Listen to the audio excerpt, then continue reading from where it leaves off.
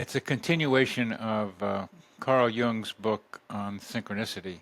Um, he tried to create a kind of field of study with a fairly small, relatively speaking, monograph called Synchronicity. I think he wrote it in the 1950s. And what I've tried to do is a larger version of that, of define the field. This is half a guidebook and half a textbook about synchronicity. I wanted to outline a new field of study, coincidence studies. And why do I call it coincidence? Because synchronicity has a kind of ambiguous meaning. Not kind of, it has an ambiguous meaning with some clarity to it. Synchronicity tends to refer to spiritual and psychological coincidences.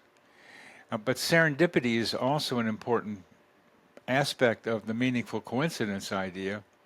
And serendipity is more about action, finding things that are useful to you in some way. And there's overlap because serendipity, synchronicity bring people together in ways that are meaningful to both of them. So I've tried to be able to get away from these lovely words, both beginning with an S and ending in ity, coincidentally.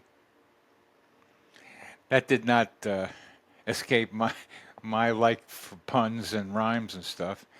And so I outlined two other coincidence forms, seriality, which was actually something that inspired Jung. Paul Kammerer, botanist in Vienna, wrote a book, 1919, The Law of Series, in German.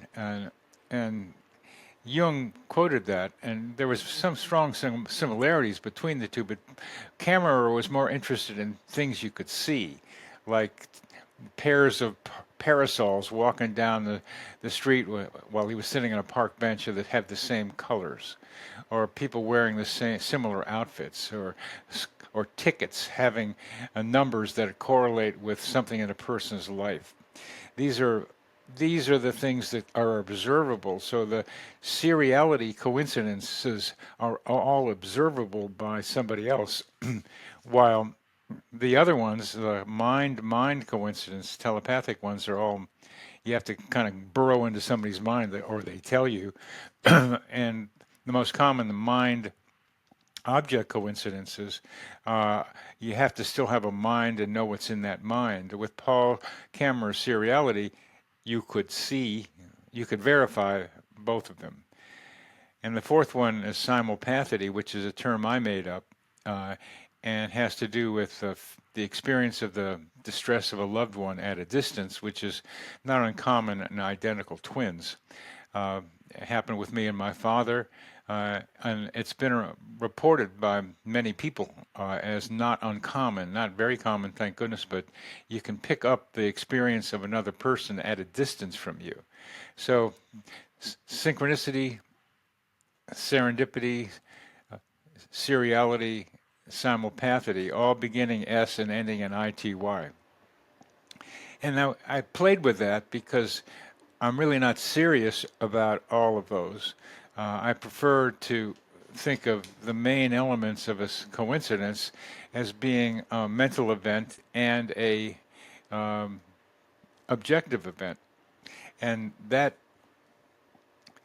is meaning that the two fundamental elements create three different kinds of coincidences: mind and object, mind and mind, object. So these are the two fundamental elements. Breaking things down into their fundamentals is what scientists try to do.